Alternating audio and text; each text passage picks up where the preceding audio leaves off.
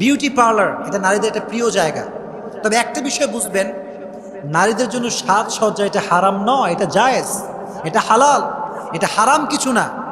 তবে বুঝতে হবে পৃথিবীতে ইসলামের মতো এত সুন্দর ধর্ম দ্বিতীয় আর কোনোটা হতে পারে।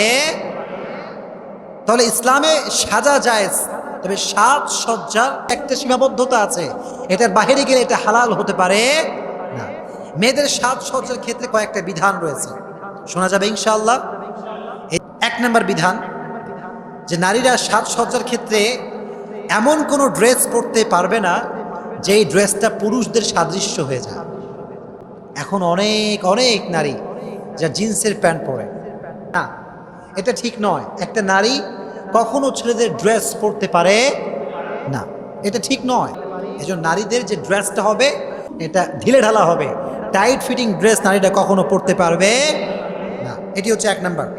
দুই নাম্বার, নারীরা অলংকার ইউজ করতে পারবে, সোনার, রূপার, হীরার যে কোনো অলংকার নারীরা ইউজ করতে পারবে, এক্ষেত্রে কোনো সমস্যা নেই। এটা হচ্ছে দুই নাম্বার বিধান, এখানে কোনো সমস্যা নেই। তিন নাম্বার, নারীদের চুল কাটার বিধান। অনেক নারী দেখবেন বিউটি পার্লারে গিয়ে চুল কাটে, নারীদের চুল কাটা আসলে ঠিক নয়। তবে কোনো ক্ষেত্রে যদি প্রবলেম হয় এবং এমন একটা অবস্থা যে খুব বেড়ে গেছে, সেক্ষেত্রে আগা হালকা ছাড়তে পারবে, কিন্তু নারীদের চুল কাটা অহেতুক শুধু স্টাইল করার জন্য এটা কখনো ইসলামে জায়েজ হতে পারে না। তিন নাম্বার। চার নাম্বার, নারীরা দেখবেন এখন অনেক সময় বিউটি পার্লারে গিয়ে মুখের অবাঞ্ছিত লোমগুলো এরা শেপ করে। এখন কথা হচ্ছে নারীদের অবাঞ্ছিত লোম কাটা যাবে কি যাবে না।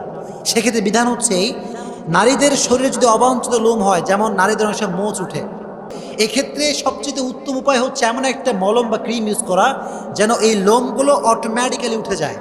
এই অবাঞ্ছিত লোমগুলো অটোমেটিক্যালি যদি উঠাতে পারে সে, এখানে কোনো সমস্যা আসলে নেই। এটি হচ্ছে চার নাম্বার।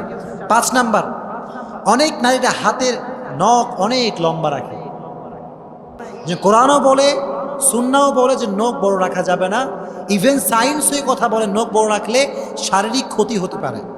এই জন্য নারীদের নখ বিশাল বড় রাখা যাবে না। এটি পাঁচ নাম্বার।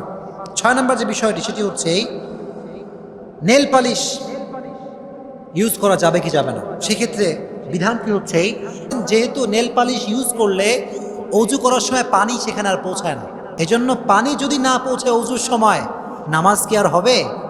নামাজ হবে অজু ছাড়া? এজন্য নারীদের জন্য নেল পালিশ ইউজ করা কখনো ঠিক হতে পারে না।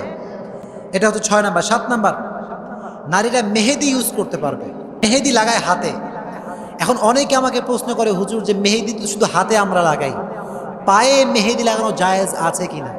কোনো মেয়ে যদি চায়, সে চাইলে পায়ে মেহেদি দিতে পারবে, কোনো সমস্যা সেখানে নাই। আর একটি বিষয় ৮ নাম্বার, সেটি হচ্ছে নারীরা পারফিউম ইউজ করতে পারবে কি পারবে না। নারীরা বাহিরে কখনো পারফিউম ইউজ করতে পারবে না।